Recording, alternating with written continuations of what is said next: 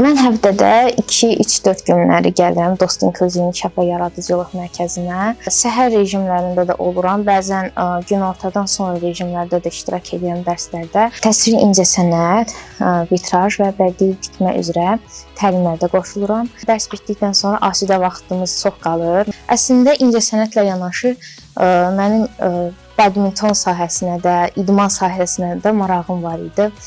İlk yarışım olacaqdı. Bədən funksiyalarım yaxşı olduğu üçün mənə kateqoriya düşmədi və oyuna qatıla bilməzdim. Mən çalışdım ki, özümü incəsənət sahəsi üzrə daha professionallaşdırım.